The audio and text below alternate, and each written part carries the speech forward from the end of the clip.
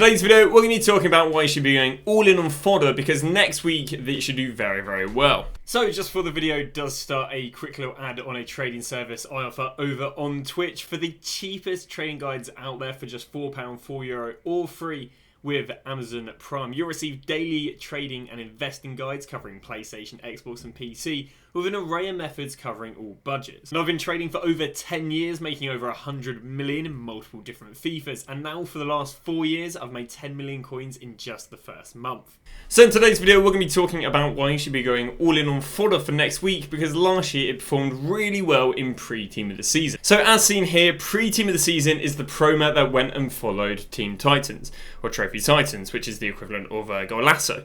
So this is what we got. So again, we had the Trophy Titans, and then we went straight into pre-team of the season. So we got like a 10 times 82, an 83 upgrade, a road to the final SBC. We got ourselves a icon SBC. We got ourselves like a 81 times 11 Serie A. We got ourselves 81 times 11, so on and so on. We got ourselves a Showdown SBC. We got double 86. We got the Prem version. We got the Bundesliga version. We got an 85 player pick, a Liga version, and then that put us into team of the season.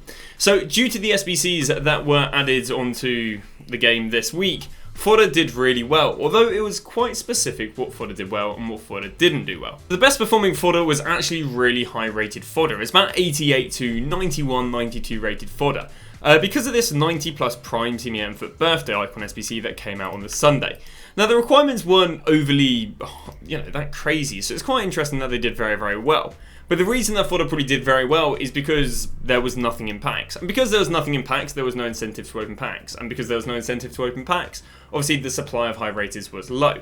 On top of that, recently every single promo week has been giving us like 6 and 7 different high rated fodder. For example, this Kells fodder, this 90 rated Rosick's fodder, this 90 Park Ji-sung's fodder, the 92 Rosick's SBC fodder, the 93 Velau's SBC fodder. So every single week we're getting more SBC fodder on top of all the fodder that's in packs. Well, in pre-team season, because there's nothing in packs, there's no more high-rated fodder being added to the game, and then on top of that, there's even less packs being opened, which means all the gold fodder isn't being packed, which as a result means the supply of high-rated fodder gets very, very low. Which when we get well-demanded SBCs here, which again, it didn't really require that high-rated, but fodder did really, really well. What I'll do right now is give you guys some examples of fodder doing well last year. So Team of the Season came out on the 24th last year, and we can see that as of the Sunday, which is here, Trent went from 18k all the way up there to 24k. He actually then proceeded to rise once Team of the Season was out, but the majority of the cards we are going to be planning sailing by the Friday. So first off, we can see that 87s went from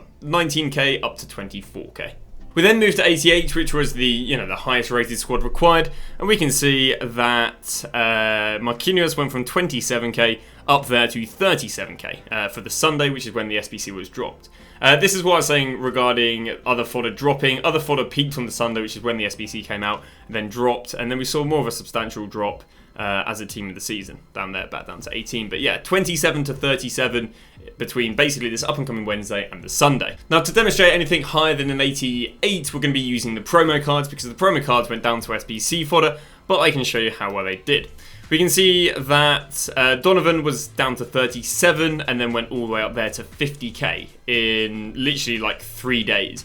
So again, that's buying fodder this Wednesday and selling on the Sunday. It didn't quite double, but he generally went up like 50-60%, which is a very impressive rise in just a few days, especially when a lot of the market's dropping. Then moved to 90 Xavi, and you can see he went from 44k up there to 63k. So about the same percentage rise as the 89s. Again, you've got to remember these were literally fodder. He didn't rise due to demand. He literally rose this, and this is the price that the gold 90s would have risen, and so on and so on. But it's just nice to show you the promos. Again, literally 24, 48, 72, 96, plus another 24, so 120. So 120 hours, otherwise known as 5 days, he managed to go from 44k all the way up there to 62k. And now we move to 91s, and 91s is the point where it started getting a little bit overkill.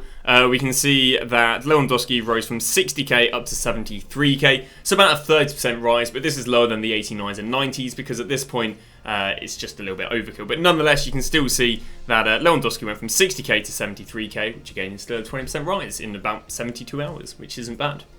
And then we get to 93s, and I think due to the sheer lack of 93s, these actually didn't do too badly.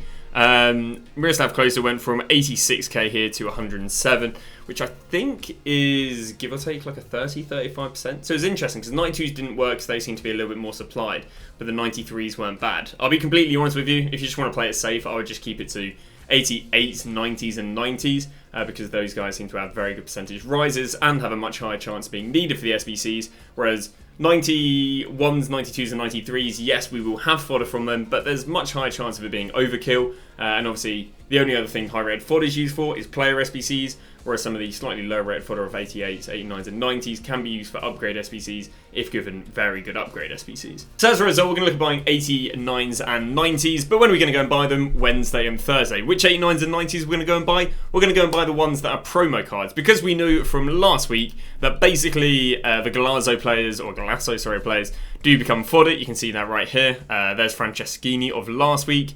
And if we scroll here, you can see like Sbc'S SBC fodder. But of course, next week these guys aren't going to be in packs because we're, they're going to be out of packs for the pre-team this season. They should do very nice. So your investments is basically going to be Quell, Rosicky, Jisung Park, and that is about all she wrote. Now, what they'll probably do as well is they'll probably also increase the price ranges. So we should also see price range updates on this team, and I'd also say Prince could be a nice investment, kind of mirroring the Miroslav Klose last year. Sadly, there's two 93s, so I'm not quite sure if the 93s will do as well, but the 94 Prince, when receiving a price range tomorrow, should do well. And as I say, should go down to Wednesday. If not, what I would potentially look at doing is picking her up at 10 PM the day she gets her price range update, which would be Sunday. And then regarding the sell time, would say Sunday, even if the SBC is semi-repeatable, if we see the same sort of rises we do on Sunday this year as we did last year, so like 20% plus, I would look at just selling them when they stop rising. They'll probably be about 7 PM to maybe 10 PM. If they don't rise that well, and especially if the SBC is repeatable, you could hold till maybe a Tuesday, Wednesday, maybe even through to Thursday, because the amount of people without open rewards on pre-team of season should be irrelevant compared to team of season. So what I would do though is just make sure obviously to sell it before Friday, team of the season, because people will open their rewards from division rivals, therefore spam supplying fodder, and then on top of that, team of season will of course have lots of high rateds. So as an overview, the play is to wait till Wednesday / Thursday, go and buy 89s, 90s, and maybe 88 who are Galasso players, and then go and sell them on Sunday with the Icon SBC, and they don't do well with the Icon SBC on Sunday, and the SBC is repeatable, you can hold till Wednesday. And that is about going to wrap it up. That's a really good investment, really nice rises, short time holding. That's going to wrap it up. Thanks for watching. I'll see you guys tomorrow with a brand new video. In today's video, we're going to be talking about why you should be going all in on fodder, because next week it should do very, very well. So in today's video, we're going to be talking about why you should be going all in on fodder for